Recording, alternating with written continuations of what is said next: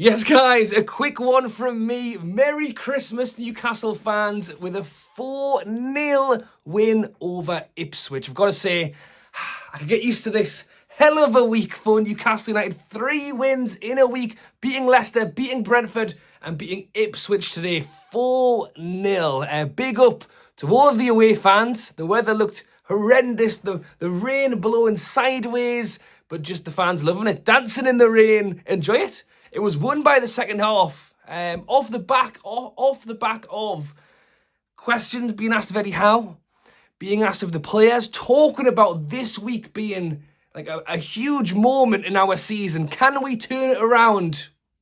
I hope so. I hope that's not the end of it. I hope that is just the start of what can be a fantastic second half of the season. Time of recording this video straight after the 4-0 against Ipswich. We're up to 7th, 5 minutes, that is how close the table is.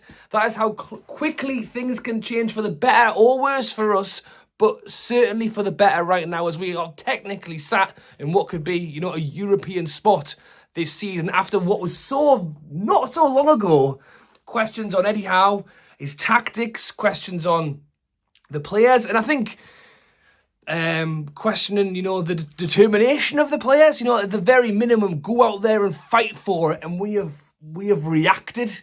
4-0 against Leicester. That was a fantastic game, all over them. Brentford, great win at home, and then today to go and do it again away from home against an Ipswich side who weren't great, but when we are firing. There's no question that our squad is an emotional squad. The likes of Bruno, that wears his heart on his sleeve, Joe Linton, and when we're confident and we're winning, we are firing. And I'm hoping, as I say, this is just the start of what can be a really good run for us, because we've had some winnable games here. That's what everyone's talking about this week. Really promoted side in Leicester and Ipswich, Brentford, who were terrible away from home. We've gone and done it. Previously, if anything, we were playing better against the teams we shouldn't be beaten, and then losing against the sides that we should be beaten. We've stepped up and we've got the job done. Alexander Isak, take a bow, my friend. Yet again, scoring the goals, hat-trick hero. Sandro Tonali, we're going to talk about the players stepping up. We're going to talk about confidence. We're going to talk about playing Sandro Tonali in the position he should be playing in, and just navigating the play.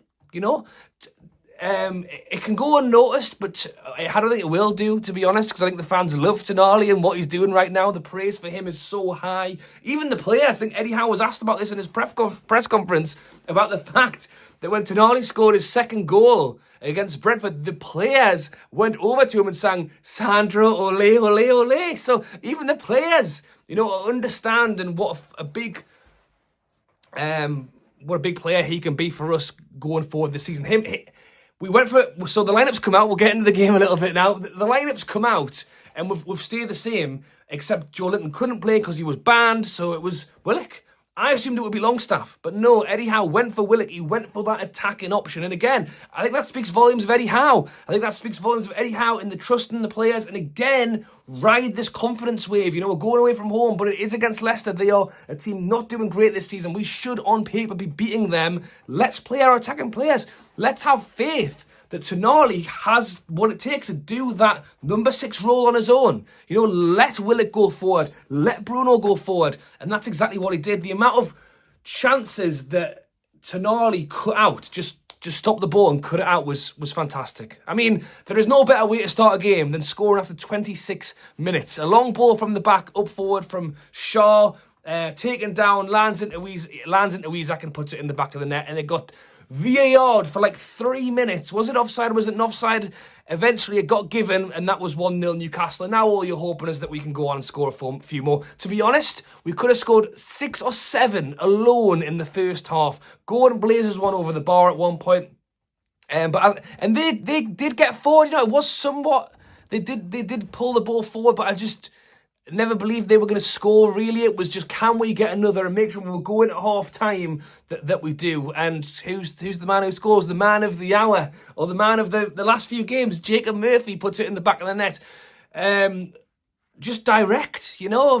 Murphy does what he did. Did he get 2 assists today, or did he get 1 assist? Regardless, Murphy once again is, you know, shutting down the critics. You know, there was huge links for Newcastle bringing in a right winger this window. Of anything, you could argue that Murphy scoring all these goals is a bad thing, because it means that the owners might go, well, you don't need a winger. You've got Jacob Murphy. I think Murphy does it.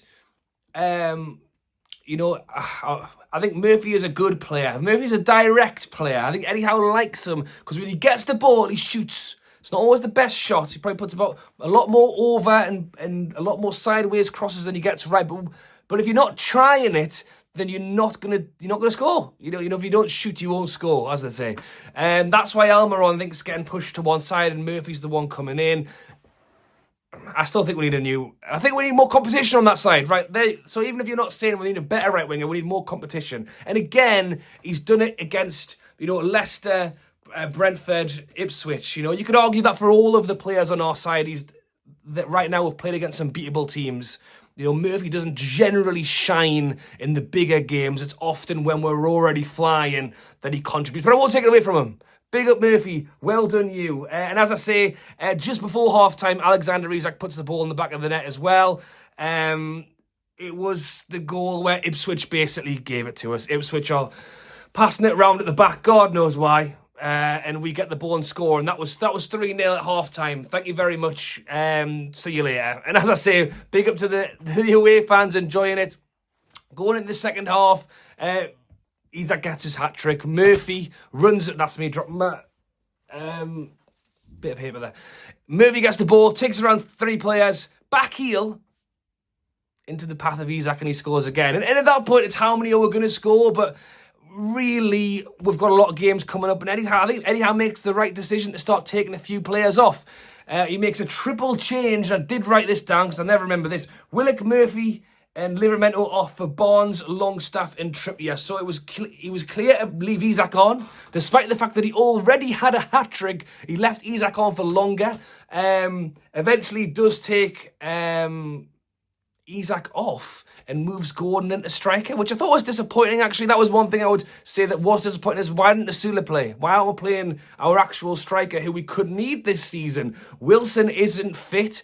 Isak is our only striker, and we aren't choosing to try out the 21-year-old Asula, so that's a shame for me. But we did see the return of Lewis Miley, getting his first Premier League appearance since March last year, almost a year since Miley played for Newcastle, obviously through the back injury. And then I think just building up his strength. I don't think he's necessarily been injured. He just hasn't been part of the frame. You could argue that's because with Bruno, Tonali, and we've got quite a few centre midfielders in there, but it's creating options. And I think, especially when you're talking about buy to sell, sell to buy, all this in the window, I think having a young player like Miley come through gives us a lot more options in what we do with this window. Not to sell him, obviously, but maybe if there's somebody else on the cards, Miley can step in and do a good job. So yes, there you go. Thoughts and comments down below on the Ipswich game. Who was your man of the match? Was it Isak? Was it Murphy?